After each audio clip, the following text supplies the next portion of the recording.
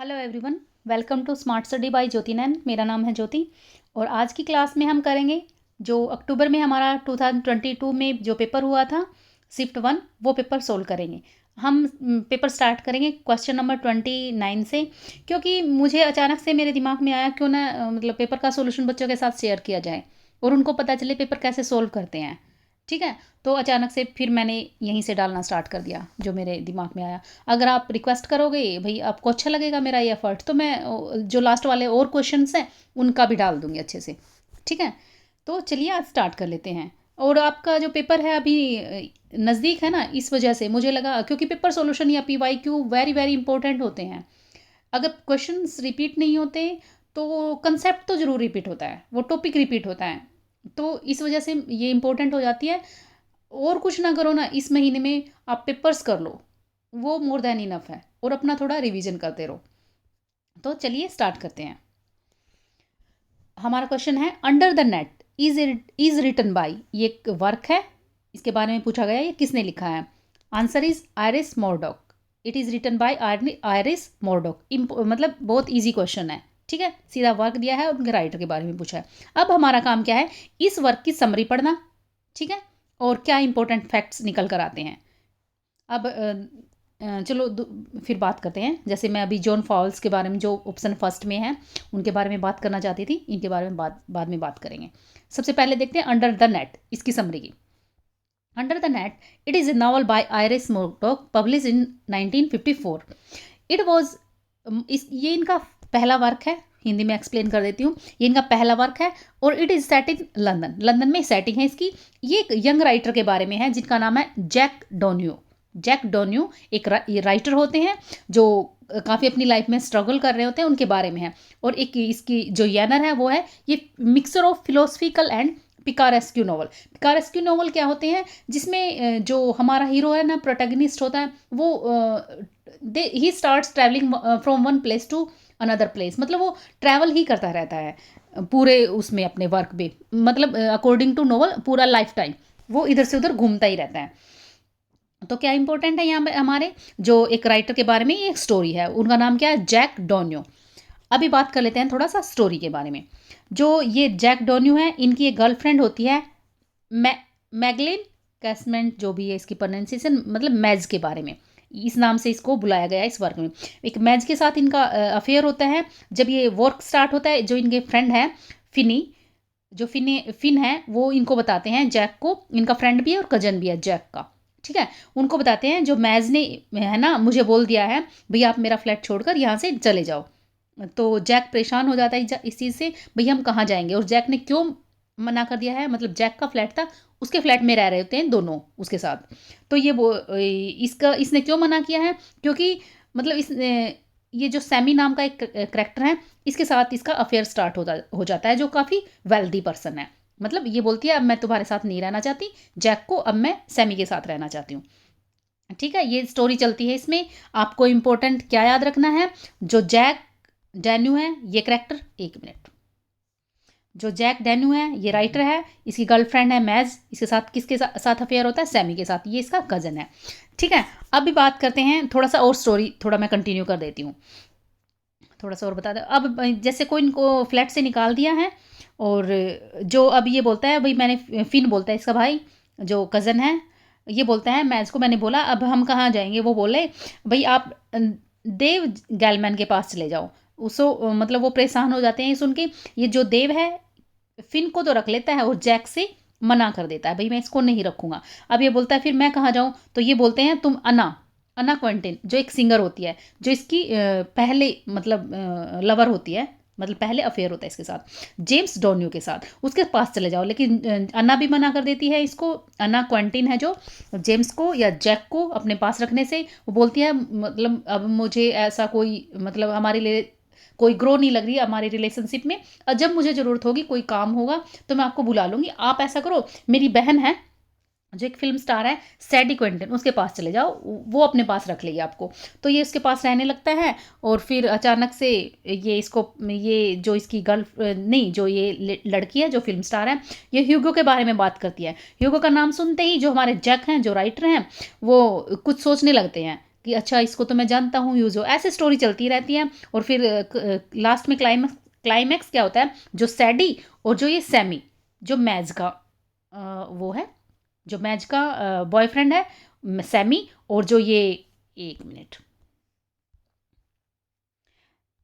जो सैमी है और ये जो सैडी है, ये दोनों वो मतलब इसके जो ह्यूगो के खिलाफ षड्यंत्र रच रहे होते हैं। एक मतलब षड्यंत्र क्या होता है, एक मूवी बनाना चाहते हैं और उस वर्क के ऊपर बनाना चाहते हैं मूवी जिस पर ह्यूगो भी बनाना चाहता है। ठीक है, मतलब ये सोच रहे हैं उससे पहले ही हम अपनी मूवी पब्लिश कर देंगे, अपना मूवी मतलब उसको रिलीज कर देंगे अपनी मूवी को। तो कुछ ऐसा षड्यंत्र चलता रहता है। और कुछ ऐसा भी होता है, जेम्स अपनी एक गुम हुई हुई मैन्युस्क्रिप्ट, ये एक राइटर है ना, इसकी एक मैन्युस्क्रिप्ट गुम हो गई है, उसको ढूंढने में लगा रहता है। ठीक है, कुछ ऐसे स्टोरी चलती रहती हैं। तो बस इतना ही होता है कि, और जैक को पता चल जाता है ये भी क्या षड्यंत्र रच रहे हैं सैडी और सैमी। ठीक है, अभी इंपॉर्टेंट क्या है, अभी इंपॉर्टेंट है it is dedicated to Raymond Queneau. Raymond Queneau, उसको डेडिकेटेड है under the net by Iris Murdoch. और ये पढ़ लेना, इसमें जो इसका एपिग्राफ है वो यहाँ से उठाया गया है, जॉन ड्राइडन का सेकुलर मास्क से। ठीक है, इतना ही बस, ये डेडिकेशन याद रख लेना। जो इसका जो प्रोटैगनिस्ट है वो जैक डोन्यू है। बस ये इंपॉर्टेंट है, यहाँ से इसकी स्टोरी याद रखना, इसका हीरो याद रखना। अभी बात की थी मैंने, जो ये हमारा क्वेश्चन तो हो गया कंप्लीट। अब कुछ जो हमारे 4 ऑप्शन में राइटर्स आते हैं उनको भी देख लेना चाहिए साथ में थोड़ा बहुत। जो जॉन फॉल्स हैं, इनका एक वर्क है French lieutenants wife. French lieutenants wife, ये भी बहुत बार रिपीट होता है। ठीक है, इट वॉज पब्लिश इन 1969। ठीक है, इसमें 2 लवर्स होते हैं, चार्ल्स स्मिथसन और सारा वुडरफ। चार्ल्स स्मिथसन एंड सारा वुडवुफ, इनकी स्टोरी है। और ये विक्टोरियन हाइपोक्रासी पर एक क्रिटिसिज्म, मतलब उन पर सेटायर है, कि हिस्टोरिकल फिक्शन है। यहाँ से क्वेश्चन बनता है, यहाँ से मतलब मोस्टली मैंने ऑब्जर्व किया है ना, ये दोनों करेक्टर्स हिस्टोरिकल फिक्शन है। सारा वुडरफ और चार्ल्स स्मिथसन, ये दोनों लवर हैं, इनकी लाइफ के बारे में बताया गया है सर। हाँ, ऐसे ही है। और ये हिस्टोरिकल फिक्शन है, ये याद रखना। और ये जॉन फॉवेल का वर्क है। ठीक है, तो चलिए नेक्स्ट क्वेश्चन पे चलते हैं। क्वेश्चन नंबर 13 क्या बोल रहा है, ये पूछ रहा है which among the following has authored the Revengers tragedy. Very very क्या इंपॉर्टेंट, तो क्या बोलना, मतलब बार बार ही वही बातें बोलनी पड़ेगी, तो मैं ऐसा नहीं बोलूँगी, बस आपको क्वेश्चन करते जाना। तो ये किसने लिखा है, ये है शिरिल टर्नर, ये इनका वर्क है। इसके बारे में क्या कन्फ्यूजन रहता है, ये वर्क जो रिवेंजर ट्रेजेडी, इसमें ना ऐसा भी बोला जाता है कई बार, थॉमस हाईवुड है, जो थॉमस हाईवुड, जिनका एक वर्क है वुमेन बिवेयर, BEWARE, बीवेयर मतलब बिवेयर मतलब अवेयर हो जाना, वुमेन बिवेयर वुमेन, इनका थॉमस हाईवुड, उनका एक वर्क है। ठीक है, थॉमस हाईवुड क्या क्यों बताया मैंने, ये बोला जाता है कि ये वर्क थॉमस हाईवुड ने लिखा है, ये कन्फ्यूज़न है। अगर आप जैसे ये देखें हम इस क्वेश्चन में, तीनों 4 ऑप्शन में थॉमस हाईवुड नहीं, थॉमस मिडल्टन, सॉरी कन्फ्यूजन हो गया, थॉमस मिडल्टन का वर्क है। थॉमस हाईवुड का तो वर्क है वो women killed with kindness, publish in 1607, है ना। थॉमस हाईवुड का वर्क है women killed with kindness, publish in 1607। But जो थॉमस मिडल्टन है, दोबारा से मैं करेक्शन कर रही हूँ, थोड़ा कन्फ्यूजन हो गया, क्योंकि जो दोनों राइटर है ना, जहाँ पे लिखे हुए हैं, जहाँ से मैं पढ़ती हूँ वहाँ पे इकट्ठे लिखे हुए हैं, और वहाँ पे थोड़ा क्लैश हो जाता है दोनों के साथ, तो आप मत करना। क्या बात थी, जो रिवेंजर स्ट्रेटजी वैसे तो वर्क है साइरल टर्नर, मतलब वैसे नहीं बोला, कई बारी कभी इनका बोला जाता है, कभी थॉमस मिडल्टन, MITTLEN, कभी इनका बोला जाता है। अगर 4 ऑप्शन में अगर थॉमस मिडल्टन मिलता है, सिरिल टर्नर नहीं है, तो फिर ये ठीक होगा। लेकिन आज ये थॉमस मिडल्टन नहीं है इस क्वेश्चन में, तो सिरिल टर्नर ठीक है। ठीक है, तो क्या है हमारा आंसर, क्या है इसमें, cereal Turner, the revenger tragedy. इसके बारे में देख लेते हैं क्या स्टोरी है इसकी। The revenger tragedy is an English language Jacobean revenge tragedy, एक रिवेंज ट्रेजेडी है। इसमें क्या होता है, रिवेंज ट्रेजेडी है तो कोई बदला ले रहा है। एक विंडिस नाम का कैरेक्टर है, विंडिस, उसकी जो गर्लफ्रेंड है उसको ना एक ड्यूक जो काफ़ी लस्टफुल होते हैं वो जहर देकर मार देता है। और ये जो विंडिस है ये स्वेयर करता है कि मैं बदला लूँगा। ठीक है, ऐसे ये स्टोरी है। मतलब ये विंडिस बदला लेने की कसम खाता है, भाई मैं इनसे बदला लूँगा। और ये जो सेटिंग है, रिवेंजर्स ट्रेजेडी की सेटिंग है इटालियन कोर्ट में, मतलब उसका कोई नाम नहीं बताया गया, अननेम्ड इटालियन कोर्ट में सेटिंग है।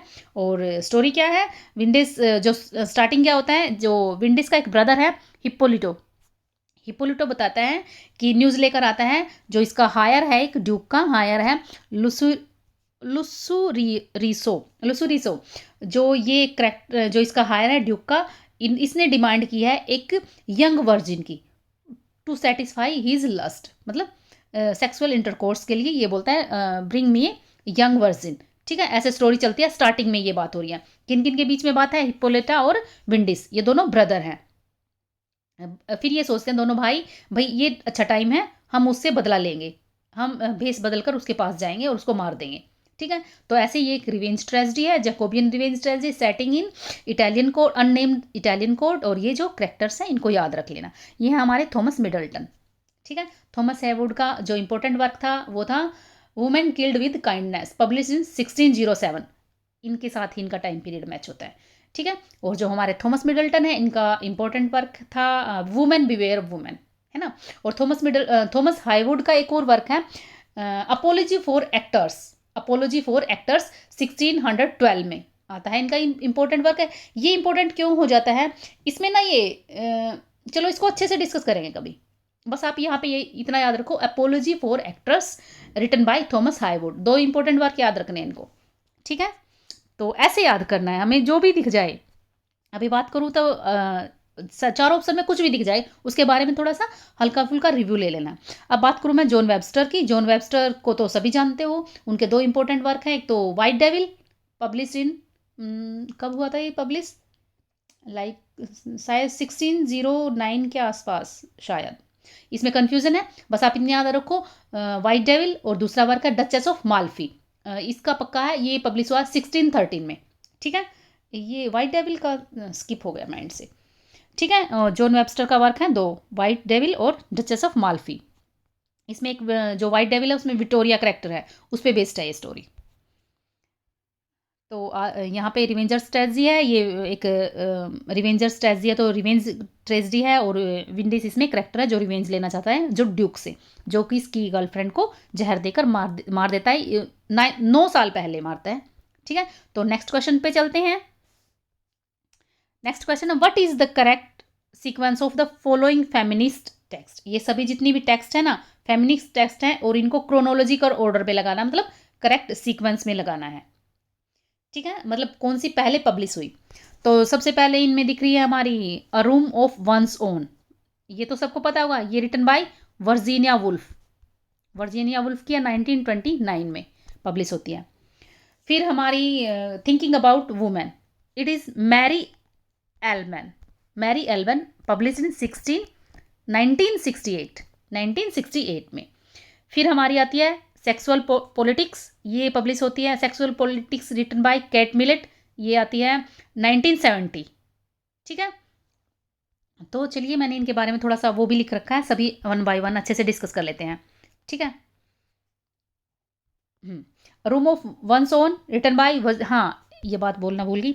अभी जैसे हमें पेपर कैसे सोल्व करना है ये बता देती हूँ, जैसे मैं कर रही हूँ अभी, जैसे मैंने बताया ये जो वर्क आ गया ना, इसका सीक्वेंस तो देखनी है कब पब्लिश हुआ है, लेकिन ये किसने लिखा है, और इसकी हल्की फुल्की समरी भी कर लेनी है, ऐसे पेपर सोल्व होता है। ठीक है, मतलब ऐसा नहीं भाई क्वेश्चन का रट्टा लगा दिया, थोड़ा सा सोल्यूशन देखना उस चीज़ का। तो चलिए देखते हैं, ये मेरा मेथड है भाई पेपर सोल्व करने का, आप देख लेना आपका क्या रहेगा, मतलब आपको ठीक लगे तो, इतना तो जरूर करना बनता है भाई।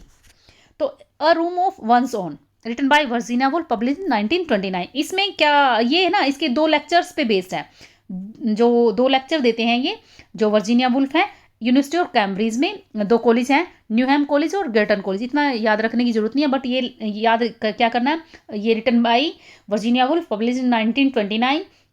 It is based on her 2 lectures given in the University of Cambridge, अगर आपको याद रखना है कॉलेज के नाम भी याद रख लेना। फिर आता है हमारा thinking about women, it is publish in 1968 by Mary Ellman. एक विटी अटैक है इसका थोड़ा सा देख लेना। ये इस नावल में जो मैरी एलमन बोलती हैं, जो वुमेन के बारे में मिसकंसेप्शन है, मिसकंसेप्शन है, पर जो प्रेजुडिस है उनके अगेंस्ट, उन पर उनको क्रिटिसाइज करती है।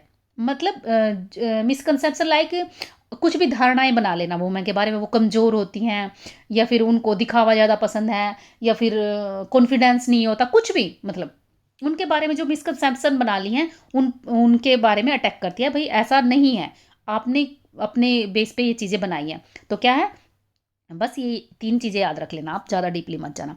फिर आता हमारा sexual politics by written by जो हमारी कैट मिलेट है। Sexual politics by Kate Millett publish in 1970।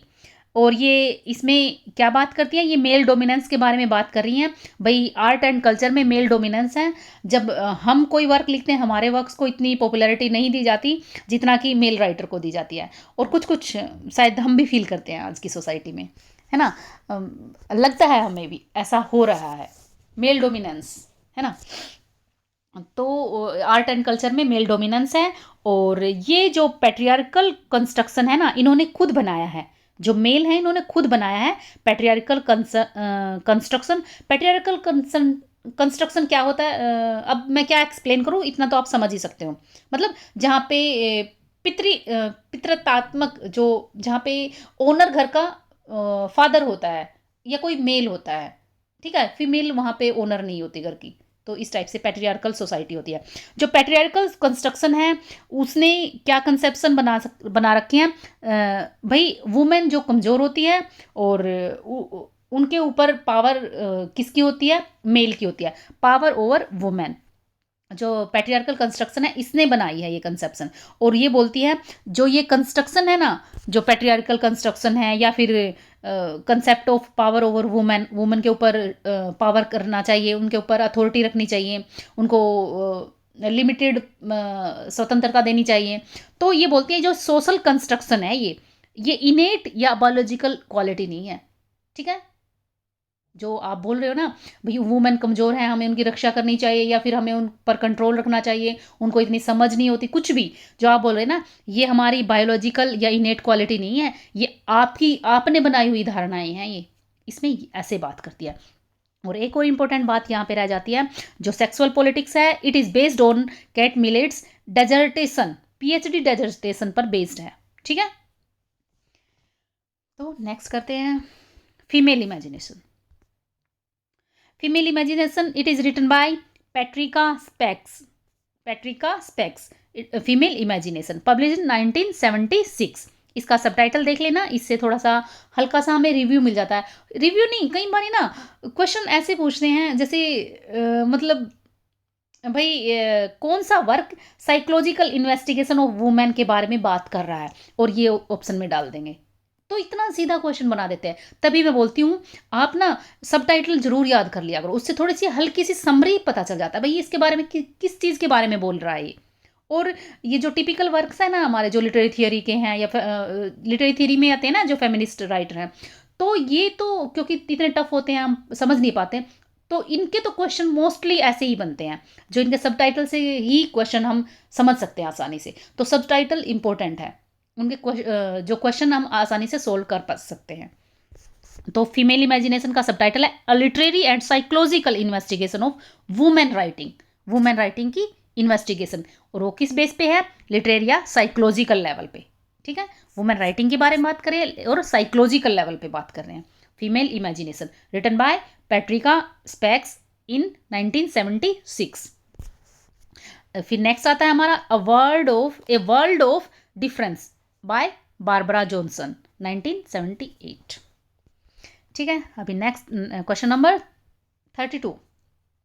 ये स्टेटमेंट है, असर्शन एंड रीजनिंग नहीं, statement only, assertion and reasoning नहीं है। अब इस 2 स्टेटमेंट्स दिए गए हैं और पूछा गया कौन सी ट्रू है कौन सी फॉल्स है। अभी बात करते हैं सबसे पहले, he who discovered no God whatever who shall he discover hero the visible temple of God.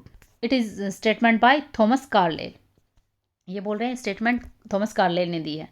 Next है, it is not that men are ill fed but that they have no pleasure in the work by which they make their bread. Therefore, look to wealth as the only means of pleasure. It is statement by John Ruskin. अब इसमें तो क्या करना, ये तो ऐसे ही आप देख लेना भाई, ये स्टेटमेंट हमारे थॉमस कार्लाइल ने दी है। थोड़ा सा मैंने सर्च किया था इसके बारे में, तो इसमें सिर्फ इतना ही निकला। जो जॉन रस्किन वाले स्टेटमेंट हैं, इसमें कभी आप कभी डेमोक्रेसी नाम से कुछ आ रहा था, कभी स्टोन ऑफ वेनिस से आ रहा था ये स्टेटमेंट है, और कभी अनटू दिस लास्ट इस नाम से इनका एक वाक्य है, कभी इसमें दिखा रहे थे। मतलब जो डिफरेंट साइड डिफरेंट वर्क दिखा रही थी स्टेटमेंट के बारे में, तो मैंने इसको ऐड नहीं किया।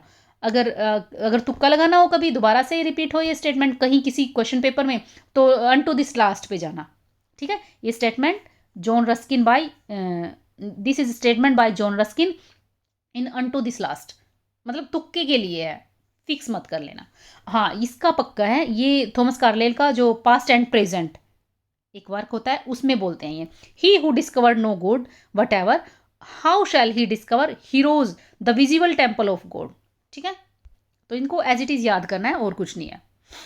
अभी बात करते हैं हमारा ये आर्टिकल पॉलिटिकल में पहुंचा दिया मैं तो, मतलब पॉलिटिक्स में। तो क्वेश्चन क्या है, ये आर्टिकल के बारे में बात कर रहे हैं। ये क्वेश्चन पूछ रहा है भाई, जो हिंदी और इंग्लिश के बारे में कौन सा आर्टिकल बात करता है। क्वेश्चन पढ़ लेते हैं। Which of the following article of Indian constitution made the provision for use of English along side Hindi. Hindi और इंग्लिश दोनों के बारे में बात करता है, कौन सा आर्टिकल है, वो आर्टिकल हमारा आर्टिकल 1343, मतलब 343। इसमें 3 क्लॉज हैं। क्लॉज क्या होता है, जैसे ये तो आर्टिकल हो गया, इसके अंदर 1 क्लॉज 2 क्लॉज 3 क्लॉज ऐसे चलते हैं। तो फर्स्ट क्लॉज में बात करते हैं, थोड़ा सा इसका देख लेते हैं, कुछ इनका कुछ नहीं भरोसा, जो एंटी है कुछ भी क्वेश्चन उठा लेती है, तो थोड़ा सा देख लेते हैं इसके बारे में। जो क्लॉज 1 क्या बोलता है, मतलब आर्टिकल तो 33 है, नहीं 343 आर्टिकल है, और इसमें क्लास नंबर फर्स्ट में क्या बोल रहे हैं, ये बोल रहे हैं कि ऑफिशियल लैंग्वेज ऑफ यूनियन, मतलब इंडिया की ऑफिशियल लैंग्वेज तो हिंदी होगी, जिसकी स्क्रिप्ट देवनागरी होगी। लेकिन आर्टिकल 343 के क्लॉज 2 में बोल रहे हैं कि जो इंग्लिश लैंग्वेज है ना, अभी मतलब ये बोलते हैं जो इंग्लिश लैंग्वेज अभी तो ऑफिशियल लैंग्वेज है, मतलब जब ये हमारा कॉन्स्टिट्यूशन लागू होता है, जब की बात है, उस टाइम हमारी ऑफिशियल लैंग्वेज मतलब हमारा ऑफिस का काम इंग्लिश लैंग्वेज में हो रहा था सब कुछ। तो आप इसी को कंटिन्यू करो, अभी धीरे धीरे चेंज कर देना, नेक्स्ट 15 ईयर के लिए आप इंग्लिश लैंग्वेज में इसको कंटिन्यू करो, ऑफिशियल लैंग्वेज को। वैसे तो हमारी लैंग्वेज ऑफिशियल हिंदी होगी, लेकिन आप 15 साल के लिए इसको कंटिन्यू करो। और आगे बोलते हैं, ये क्लॉज बोलता है जो प्रेसिडेंट है वो हिंदी लैंग्वेज को अथोराइज कर सकता है, उसको पावर दे सकता है भाई, मतलब वो चेंज कर सकते हैं, किसी भी ऑफिस के लिए हिंदी लैंग्वेज को अलो कर सकते हैं, भाई यहाँ की लैंग्वेज हिंदी होनी चाहिए, अगर कोई सिचुएशन होती है तो प्रेसिडेंट कर सकते हैं ऐसा। ठीक है, और फिर आगे बात करते हैं क्लॉज नंबर 3 में, भाई पार्लियामेंट लॉ बनाकर जो ये 15 ईयर वाला जो बात की है उसको कंटिन्यू करेगी।